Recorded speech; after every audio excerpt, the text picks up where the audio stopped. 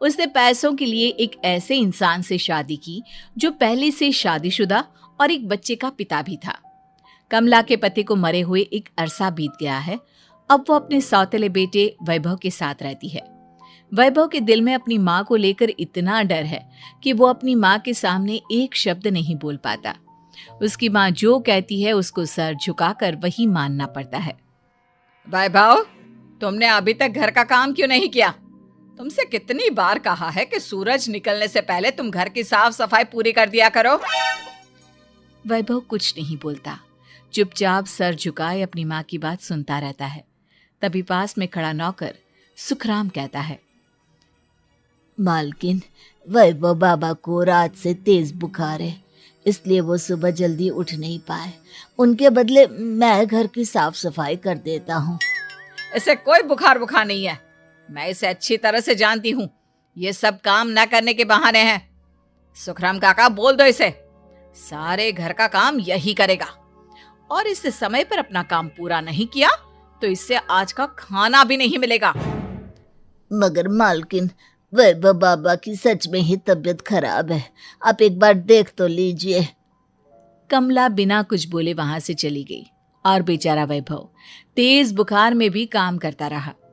कमला वैभव की शादी एक ऐसी लड़की से कराना चाहती थी जो अनपढ़ हो और कमला से इसी तरह डरे जिस तरह वैभव डरता है, ताकि वैभव की सारी जायदाद और धन दौलत उसकी मुट्ठी में रहे। लेकिन आज के जमाने में ऐसी लड़की मिलना मुश्किल है। कमला कार में यही सब कुछ सोचती जा रही थी कि तभी रास्ते में, अरे ड्राइवर, तुमने कार क्यों रोक दी? और ये इतना शोर कैसा?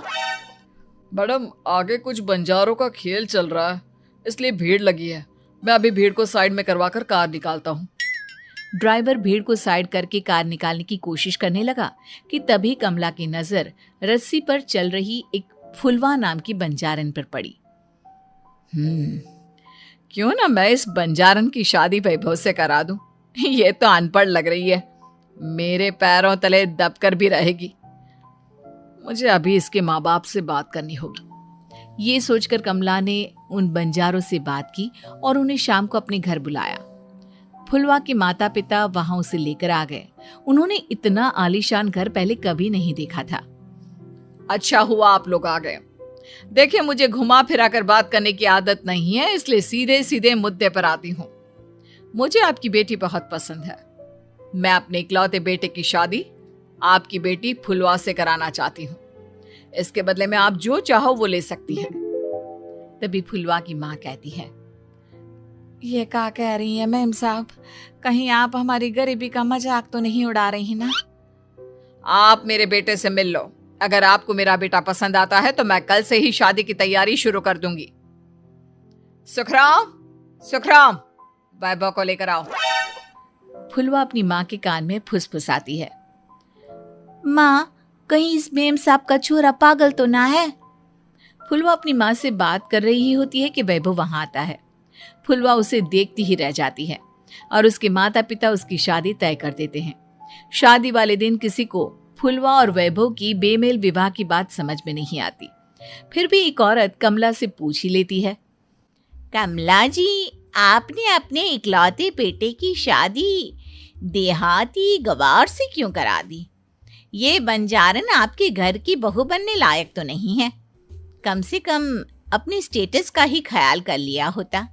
बहू तो अपने टक्कर की लाती, आपने तो बंजारन को ही बहू बना लिया। अब कमला को समझ में नहीं आ रहा था कि इस बात का क्या जवाब दे। वो कुछ देर चुप रही और सोच समझ कर कहती है, बहन जी, आपको तो पता है आजकल के बच्चे किसी की बात कहाँ सुनते हैं। मैं तो अपनी बहू एक पढ़ी लिखी और अपनी सोसाइटी की ही ढूंढ रही थी। लेकिन मेरे बेटे ने मेरे सामने इस बंजारन को लाकर खड़ा कर दिया।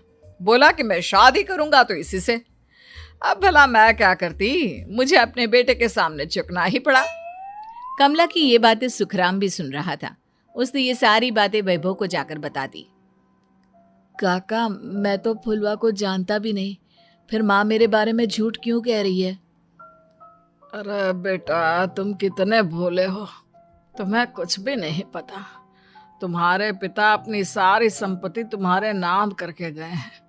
तुम्हारी माँ नहीं चाहती कि यह संपत्ति तुम्हें मिले, इसलिए उन्होंने तुम्हारी अनपढ़ लड़की से शादी करवाई ताकि तुम्हारी तरह वो भी अपने हक के लिए आवाज ना उठा सके। सुखराम काका, मैं क्या करूं, आप ही बताओ। माँ के सामने आते ही मेरे हाथ पैर कांपने लगते हैं। मैं माँ को कुछ भी नहीं कह पाता। वे दोनों बात कर ही रहे थे कि अचानक कमला वहां आ गई। कमला को देखकर दोनों घबरा गए। तुम दोनों फिर कभी बातें कर लेना, अभी फेरों का समय हो गया है, चलो जल्दी आओ। इस तरह फुलवा और वैभव की शादी हो गई। अगले दिन कमला ने फुलवा को बुलाया और उसे नसीहत देने लगी। देख बंजारन, तुझे मैंने अपनी बहू बना तो लिया है, लेकिन तुझे इस घर में आँख कान मुंह बंद करके रहना होगा। घर का काम कर और अपने पति से मतलब रख, समझी? कमला का ऐसा रवैया फुलवा को बिल्कुल समझ में नहीं आया। उसने वैभव से इस बारे में बात की। सुनिए ना, माँ जी ने जिस तरह मुझसे बात की मुझे अच्छा नहीं लगा। शादी से पहले तो वो मुझसे बहुत अच्छे से बात कर रही थी, लेकिन शादी के बाद उन्हें क्या हो गया? तुम ज्यादा मत सोचो, जैसा माँ कहती है वैसा ही करो। ये कहकर वैभव वहां से चला गया। अगले दिन वैभव को घर के नौकरों की तरह काम करता देख फुलवा को बहुत हैरानी हुई।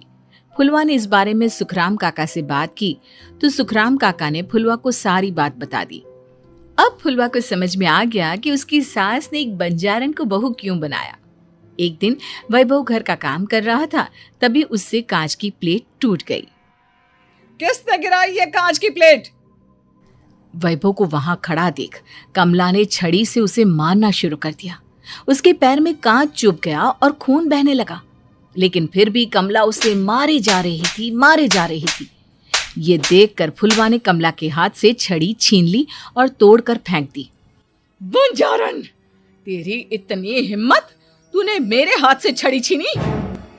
कमला फुलवा को थप्पड़ मारने ही वाली थी कि फुलवा उसका हाथ पकड़ लेती है।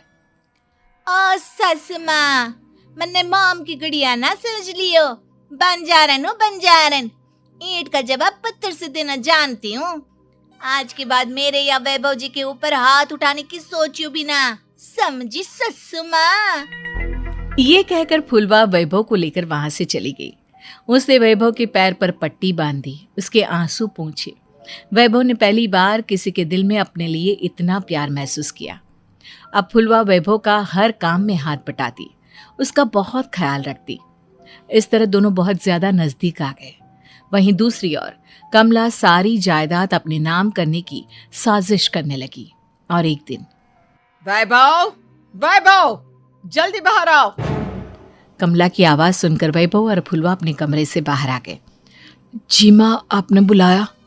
ये ले, इन कागजों पर साइन कर दे। वैभव कागजों पर साइन करने ही वाला था कि फुलवा वैभव के हाथ से पेन छीनकर कहती है, ना वैभव जी, आप इस पर हस्ताक्षर नहीं करेंगे। आओ बंजारन, मैं तुझसे बात नहीं कर रही। ये बात मेरे और मेरे बेटे के बीच की है। चुपचाप पेन दे दे, नहीं तो तेरी खाल उधेड़ लूंगी। ससु माँ, बंजारन की खाल इतनी भी ढीली ना होवे कि कोई भी उधेड़ लेवे। जो यकीन ना आता हो तो देख ले उतार के। और हाँ, बंजारन जरूर हूँ पर अनपढ़ ना हूँ। मन्ने भी पता है कि किसी भी कागज पर साइन करने से पहले उसे अच्छी तरह पढ़ लेवे हैं। पेन देती है या नहीं? ये कहकर कमला फुलवा को मारने आई तो फुलवा ने कमला को धक्का दे दिया और वो नीचे गिर गई। कमला डरकर वहां से भाग गई।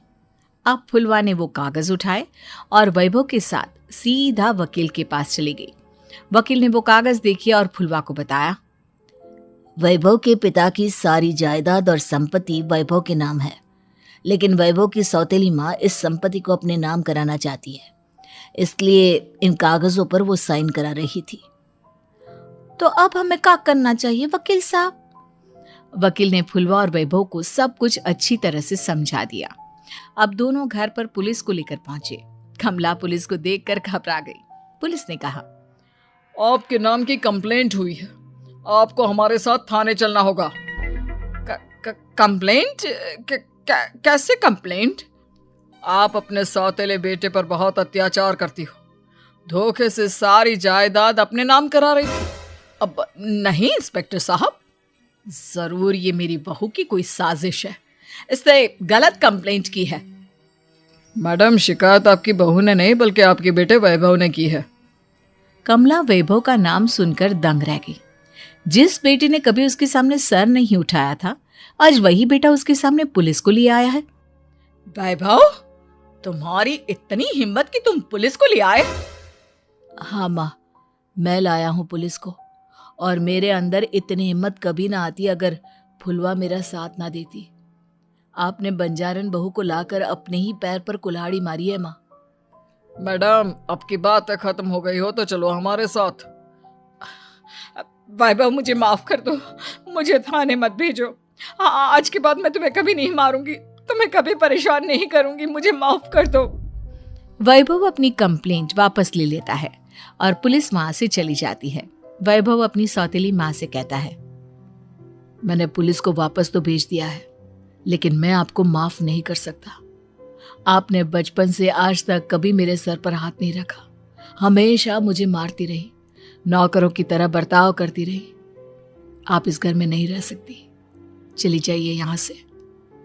कमला घर छोड़कर चली गई और सड़क किनारे खड़ी होकर सोचने लगी।